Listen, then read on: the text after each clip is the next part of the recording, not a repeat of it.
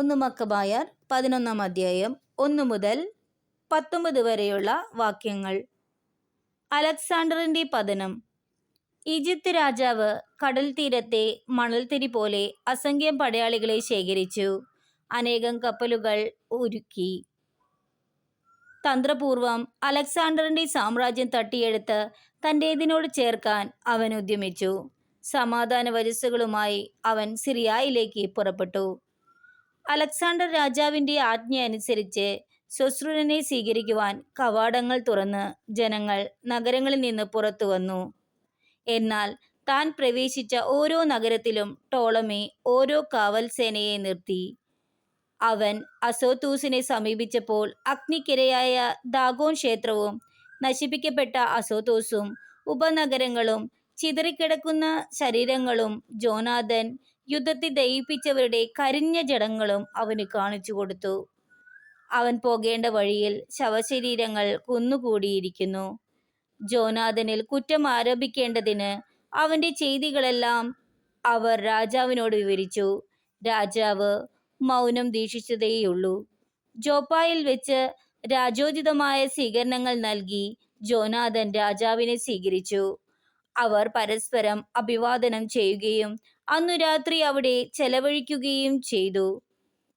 എലെയൂതെറുസ് നദി വരെ രാജാവിനെ അനുയാത്ര ചെയ്തതിന് ശേഷം ജോനാഥൻ ജെറുസലേമിലേക്ക് തിരിച്ചു പോന്നു. സെലൂക്യ വരെയുള്ള സമുദ്രതീര നഗരങ്ങളുടെ ഭരണാധികാരം ടോളമി രാജാവിന് ലഭിച്ചു.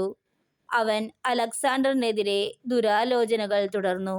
ദൂതന്മാർ വഴി അവൻ ദെമെത്രിയൂസ് രാജാവിനെ ഇപ്രകാരം അറിയിച്ചു: നമുക്കൊരു ഉടമ്പടി ചെയ്യാം. അലക്സാണ്ടറിന് ഭാര്യയായി നൽകിയ എൻ്റെ മകളെ നിനക്ക് ഞാൻ വിവാഹം ചെയ്തു തരാം. നിനക്ക് നിന്റെ പിതാവിൻ്റെ സാമ്രാജ്യത്തിന്മേൽ ഭരണം നടത്തുകയുമാകാം. എൻ്റെ മകളെ അവനു ഭാര്യയായി നൽകിയതിൽ ഞാനിപ്പോൾ ഖേദിക്കുന്നു.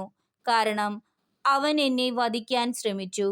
അലക്സാണ്ടറിൻ്റെ സാമ്രാജ്യം മോഹിച്ചിരുന്നതിനാൽ ടോളമി അവനെതിരെ കുറ്റാരോപണം നടത്തി. തൻ്റെ മകളെ അലക്സാണ്ടറിൽ നിന്ന് തിരിച്ചെടുത്ത് അവൻ ദെമെത്രിയൂസിന് നൽകി. അലക്സാണ്ടറുമായുള്ള സ്നേഹബന്ധം അവൻ വേർപ്പെടുത്തി. അവർ തമ്മിലുള്ള ശത്രുത പരസ്യമായി. ടോളമി അന്ത്യോക്യയിൽ പ്രവേശിച്ച് ഏഷ്യയുടെ കിരീടമണിഞ്ഞു. അങ്ങനെ അവൻ 2 രാജ്യങ്ങളുടെ, ഈജിപ്തിൻ്റെയും ഏഷ്യയുടെയും അധിപനായി. ആ സമയം കിലിക്യായിലുള്ള ജനങ്ങൾ ഒരു വിപ്ലവത്തിന് ഉരുമ്പെട്ടതിനാൽ അലക്സാണ്ടർ രാജാവ് അവിടെ വന്നിട്ടുണ്ടായിരുന്നു. വിവരങ്ങൾ അറിഞ്ഞ് അലക്സാണ്ടർ ടോളമിക്കെതിരെ പുറപ്പെട്ടു. ടോളമി അതിശക്തമായ ഒരു സൈന്യത്തോടെ വന്ന് അവനെ തോൽപ്പിച്ചോടിച്ചു. പലായനം ചെയ്ത അലക്സാണ്ടർ അറേബ്യയിൽ അഭയം പ്രാപിച്ചു. ടോളമി രാജാവ് അങ്ങനെ വിജയിയായി. അറേബ്യനായ സബ്ദിയേൽ അലക്സാണ്ടറിൻ്റെ ശിരസ് ഛേദിച്ച് ടോളമിക്ക് അയച്ചു കൊടുത്തു. എന്നാൽ 3 ദിവസങ്ങൾക്ക് ശേഷം ടോളമി രാജാവ് മരണമടഞ്ഞു. കോട്ടകളിലുണ്ടായിരുന്ന അവൻ്റെ സേന മുഴുവൻ തദ്ദേശവാസികളാൽ കൊല്ലപ്പെട്ടു. അങ്ങനെ 167-ാം ആണ്ടിൽ ദെമെത്രിയൂസ് രാജാവായി.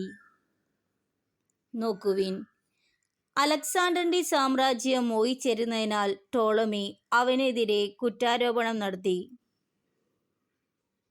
നമ്മൾ എന്തു കാര്യവും നമ്മൾ മോഹിക്കുമ്പോൾ, ഒരാളുടെ ഒരു വസ്തു അല്ലെങ്കിൽ എന്തെങ്കിലും ഒരു ഇത് നമ്മൾ മോഹിക്കുമ്പോൾ നമ്മൾ അവരിൽ വെറുതെ കുറ്റാരോപണം നടത്തും.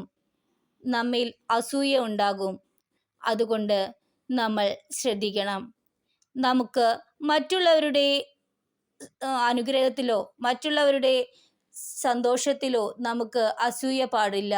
മറ്റുള്ളവരുടെ ഉയർച്ചയിൽ നമുക്ക് അഭിമാനമാണ് തോന്നേണ്ടത്. അവർ ഉയർന്നെങ്കിൽ നിങ്ങൾക്കും അങ്ങനെ ഉയർച്ച നിങ്ങൾക്ക് സാധ്യമാകും. നമ്മിലുള്ള അസൂയയെ നമുക്ക് തുടച്ചു മാറ്റാം. മറ്റുള്ളവർക്ക് വേണ്ടി നമുക്ക് നന്മ ചെയ്യാം. അവർക്ക് വേണ്ടി പ്രാർത്ഥിക്കാം.